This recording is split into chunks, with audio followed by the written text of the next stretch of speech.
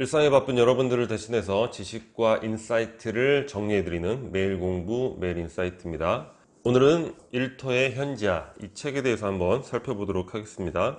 이 저자는 칩 콘이라는 분이신데 스탠퍼드 대학과 MBA를 졸업하시고 26세의 젊은 나이에 그 주르드 비브르라는 부티크 호텔, 일반적인 호텔보다 좀 다르게 독특한 어떤 컨셉을 가진 그런 호텔 체인 사업을 이제 시작을 하셨어요.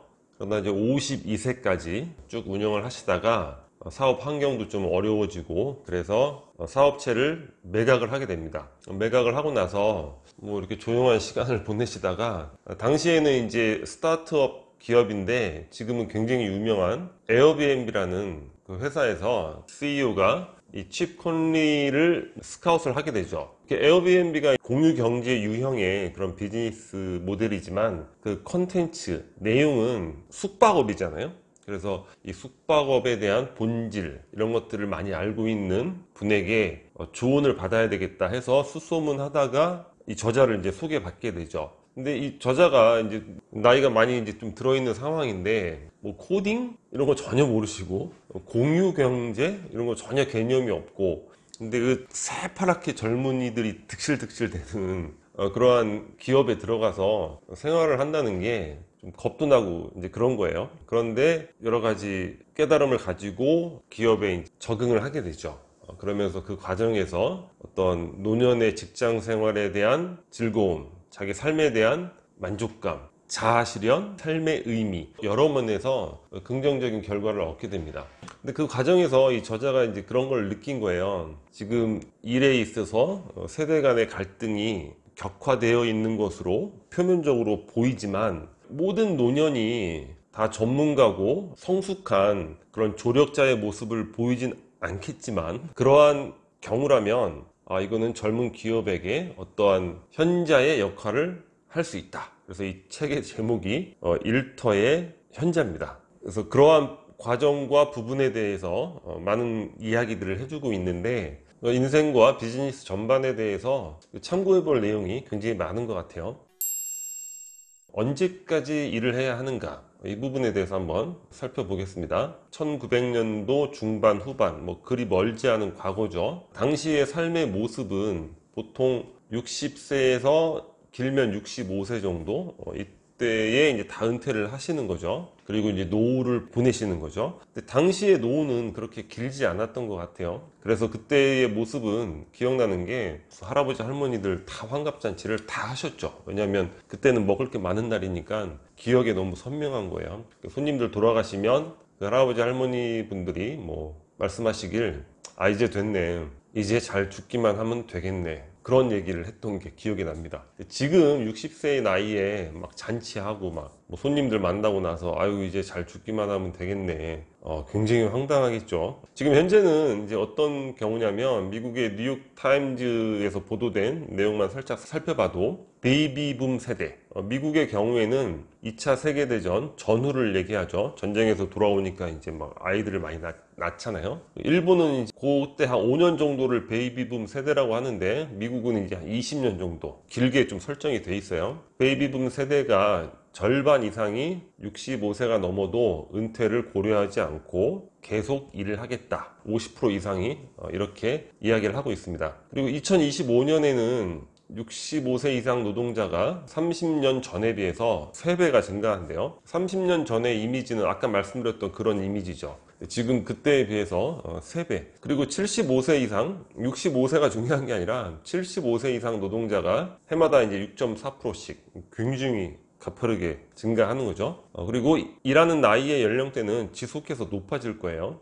조금 지나면 이제 85세 이상도 뭐 노동시장에서 뭐 몇 프로를 차지하고 있네, 이런 얘기도 나올 것이고, 그 배경에 대해서는 다들 인지하고 있죠. 우리의 평균 수명이 끝도 없이 계속 길어지고 있기 때문에. 그래서 이게 어느 정도까지 수렴이 될지는 예상하기 어려울 것 같습니다. 그런데 노년의 일이라는 게 반드시 경제적 필요 그것만으로 하는가, 이런 것도 생각해 볼 필요가 있죠. 많은 분들은 아니 그냥 젊었을 때 열심히 돈 벌고 저축해서 노년에는 좀 쉬다 가야지 이렇게 생각을 하는데, 돈이 없어서 꼭 일을 한다 이런 개념은 아니죠. 우리가 이 사회에서 내가 무언가를 할 수 있다, 이러한 부분이 이제 없어짐으로 인해서 절망감이나 무력감을 굉장히 많이 느끼죠. 그러한 무력감이 은퇴 후 어떤 자살, 이 저자의 친구들도 4분이나, 뭐 친구가 얼마나 많은지 모르겠는데 4명이면 굉장히 많은 숫자잖아요. 자기의 이제 경력 단절과 미래에 대한 불안감, 이런 걸로 인해서 50대, 40대 후반 그 나이 때 이제 자살을 했다고 이야기를 하고 있어요. 이렇게 삶의 의미를 찾는 부분에 있어서도 일의 역할은 중요한 거죠. 인간관계라든가 그런 것들을 또 형성해주는 공간, 도구가 되는 것이 일이고, 그래서 일의 시간을 좀 단축시키더라도 노년에 일을 지속해 나가는 것은 여러 다른 삶의 본질적인 측면에서도 필요한 것이 아닌가, 이런 것들을 한번 생각해 볼 수 있을 것 같습니다. 숙성된 와인이 모두 훌륭한 와인이 되는 것은 아니다. But, 그러니까 숙성됐다고 해서 나이가 많고 경험이 많다고 해서 모두 현자, wisdom, 이러한 지혜를 갖고 있는 것은 아니죠. 그러나 그럴 가능성은 높은 것 같아요. 사회적으로 중장년 노년에 대한 젊은 층의 인식은 꼰대라는 이야기를 많이 쓰잖아요. 근데 이런 게 약간 일반화의 오류가 될 수 있어요. 말 많고 무리한 지시를 하고 뭐 이런 부분들 다 그런 것처럼 생각할 소지가 있는데, 실제로는 그렇지 않죠. 저보다 훨씬 나이가 많은 분들과 일을 해본 경험, 그러니까 이 책을 읽으면서 저도 이제 그런 것들을 다시 떠올리게 된 것 같아요. 물론 견디기 힘들었던 분들도 있었지만 그보다 더 많은 분들이 이 책에서 얘기하는 어떤 현자와 같은 분들, 다양한 경험을 통해서 조언을 주고 겸손하시고 걸어다니는 백과사전, 어떠한 상황에 대해서 물어봐도 자신의 경험을 바탕으로, 물론 뭐 100% 완벽한 정답 이런 건 없죠, 인생이라는 게. 근데 조언과 그런 것들에 대한 소스를 얻을 수 있는 방법, 이런 것들에 대해서 어드바이스를 주고, 이런 경험들이 훨씬 많았던 것 같습니다. 그래서 우리가 꼰대 이미지로 나보다 나이 많은 분들에 대해서 일반화시키지 말고 내가 어떤 일을 해나가는 데 있어서 굉장히 도움이 되는 경우가 많을 것이다, 이렇게 생각해 보는 것도 필요할 것 같아요. 자, 직장에서 필요한 지혜는 다양하고 방대한 정보를 신속하게 종합, 그 요지, 핵심, 본질을 파악하는 거죠. 그래서 종합적 사고 능력이다, 직장에서 필요한 지혜가. 이러한 능력이 있으면 더 큰 맥락과 패턴을 예상할 수 있는데, 비즈니스에서 굉장히 중요한 개념이 되겠죠. 이 부분은 나이와 경력이 확실한 우위를 제공한다. 당연하겠죠, 그죠? 그만큼의 이제 경험이 있으니까. 그래서 우리가 지금 이제 어떠한 상황 속에 있고 어떠한 과정 속에 있고 어떠한 판단을 해야 하는가, 그러한 데이터, 경험이 데이터니까 데이터를 많이 갖고 있죠. 자, 젊은이들은 신속하게 선택해 즉각적인 보상을 받는 반면, 나이 든 사람들은 미래를 고려하는 전략적 선택을 하는데 능숙했다. 그러니까 텍사스 대학교 연구팀과 데럴 워투스 박사가 연구를 한 거예요. 젊은 층은 아무래도 젊은 나이에는 급하죠. 성급하고 뭔가 빨리 결과를 얻고 싶어 하고 장기적인 관점에서 무언가를 생각하기가 그 나이 때는 좀 어려운 것 같아요. 즉각적인 보상을 원한다는 거예요. 근데 기업이나 비즈니스가 즉각적인 보상만을 추구하면서 존속하는 것은 불가능하죠. 나이 든 사람들은 미래를 고려한다는 거죠. 이러한 연구도 있고, 그리고 다양한 리더십 경험, 그다음에 인간관계, 위기 상황에 대한 경험, 이런 것들에 대해서 실제적인 경험이 있는 거죠.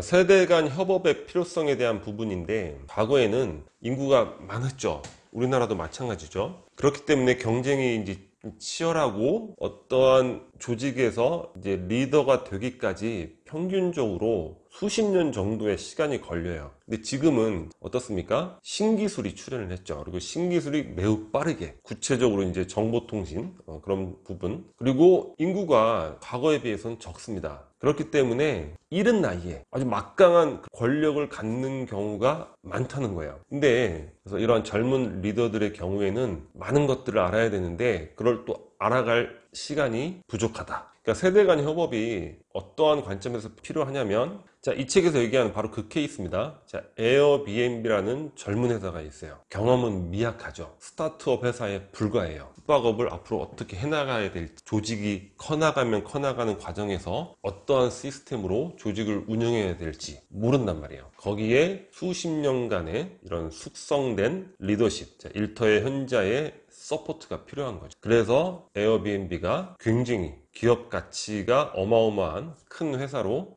발전을 하게 되는 거죠. 이러한 경우는 많이 찾아볼 수 있죠. 페이스북에는 어떠한 현자가 있습니까? 셰릴 샌드버그라는 현자가 저커버그를 어드바이스를 해주는 거고, 구글에는 루스 포랏이라는 분이 있었고, 그리고 스티브 잡스와 제프 베조스의 스승 빌 캠벨이 있죠. 결과적으로 성장한 기업들에 있어서는 이 젊은 리더보다 보통 한 15세 이상 나이 차이가 있으며 더 많은 그러한 현자들이 반드시 존재했다는 거예요. 책 속의 책에 대해서 한번 살펴보겠습니다. 이 책 안에서 소개된 책이 있는데 마인드셋이라는 책이에요. 자, 고정형 사고방식과 성장형 사고방식, 이 개념에 대해서 이야기를 하고 있어요. 이 저자의 아버지가 이 저자에게 얘기를 합니다. 처음에 이제 그 젊은 기업에 가서 이제 어떻게 해야 되나 고민하고 있는데, 아버지가 어떻게 하면 두려움을 호기심으로 바꿀 수 있을까? 이런 질문을 던지는데 이 저자가 이 책을 이제 떠올리게 되는 거죠. 자, 고정형 사고방식이 뭐냐면, 우리 이제 철학은 어떻게 삶의 무기가 되는가, 거기서 파라노이아 그런 개념으로 살펴봤죠. 자, 능력성, 정체성을 말 그대로 고정적으로, 정적으로 파악하고 하나의 정체성에 집착을 하는 거예요. 나는 이거밖에 안 돼. 내가 할 수 있는 일이 이 일이야. 내 이 일이 없어지면 안 돼. 이거에 막 집착을 하는 거고, 타인의 시선에 또 집중합니다. 저 사람이 나를 어떻게 생각하지? 내가 이런 경력이 있었고 이런 수준이 있었는데 내가 여기서 갑자기 수준이 떨어지면 남들이 나를 어떻게 생각할까? 이러한 시선에 집중을 하고, 그래서 이제 그 부분에, 그 하나의 정체성에 실수를 반복하지 않는 데만 집중을 한다는 거예요. 이에 반해서 이제 성장형 사고방식은 말 그대로 성장형입니다. 스키조프레니아라고 나오죠. 철학은 삶의 무기가 되는가, 거기서는. 자, 능력, 특성, 정체성을 변화 가능한 동적으로 파악하고, 중요한 게 성장이라고 하면 우리가 자꾸 미래의 성장만을 얘기를 하는데 변해갈 수 있다는 의미예요. 그러니까 중요한 건 과거의 정체성에 집착하지 않는 거예요. 내가 회사의 이사 출신인데 내가 어떻게 이런 데 가서 이런 일을 해? 이런 게 없다는 거죠. 나는 이 일을 하면서 또 성장할 수 있어. 나는 항상 성장의 과정에 있기 때문이야. 그러니까 우리 이제 50대 이후의 분들이 새로운 일에서 잘 적응하지 못하는 경우가 바로 이러한 과거의 정체성에 집착하기 때문에 그러한 일이 발생하지 않나, 그런 생각을 합니다. 모든 일과 모든 인간관계, 이런 것들이 변화의 과정에 있다는 거, 성장의 과정에 있다는 거, 이러한 사고방식을 가져야지만 또 다른 분야에서도 내가 새로운 것들을 배울 수 있고 발전해 나갈 수 있는 거죠. 그래서 타인의 시선이 아니라 자아에 집중을 합니다. 내가 어떤 것들이 필요하고 어떤 것들에서 뭘 깨달음을 얻고 싶고 발견하고 싶고, 그러면 남들의 시선에 관계없이 자신이 원하는 걸 해볼 수 있는 거죠. 그리고 실수의 위험을 감수하는 거죠. 성장형 사고방식, 이런 부분들이 특히나 50대 이후의 분들에게 굉장히 중요하다는 거 강조를 하고 있습니다. 인턴이라는 영화에 대해서 한번 간단하게 언급하고 마치도록 하겠습니다. 이 영화를 안 보신 분들이 있으면 한번 보시면 좋을 것 같아요. 수년 전에 본 것 같은데 재밌었어요. 재밌었는데 그냥 이 자체를 뭐 그냥 재밌는 영화 이렇게 생각하기보다, 이 책 속에서 이제 화이자 제약 부사장이라는 분이 70세의 폴이라는 분을 인턴으로 이제 스카웃을 하려고 그래요. 70세 분을. 그러면서 인턴이란 영화 얘기를 하는 거예요. 근데 이 영화에 대한 평이 굉장히 멋진 것 같아서 한번 소개를 드리려고 합니다. 자, 어떻게 얘기하냐면, 영화 속 등장인물들이 나이에 상관없이 서로에게 영향을 미치고 변화를 이루면서 인생이 풍요로워지는 모습, 그런 것들이 무척 마음에 들었다, 이렇게 이야기를 하면서 70세의 폴에게 인턴 제의를 하죠. 자, 나이에 상관없이, 이거 뻔한 얘기죠, 그죠? 인턴이라는 영화 자체가 이제 굉장히 그런 측면에서 뻔하니까 나이 많은 로버트 드니로가 인턴으로 들어가는 거예요. 그게 중요한 게 아니라,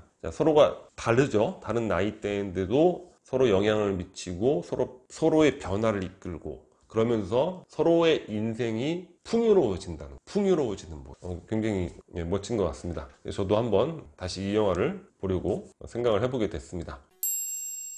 그래서 오늘 1부는 여기서 마치도록 하고, 뒷부분에 대해서 한번 중요한 개념들 이후에 또 영상 준비해 보도록 하겠습니다. 여기 캐리커처가 구독 버튼이고요. 구독과 좋아요 많이 부탁드리겠습니다. 감사합니다.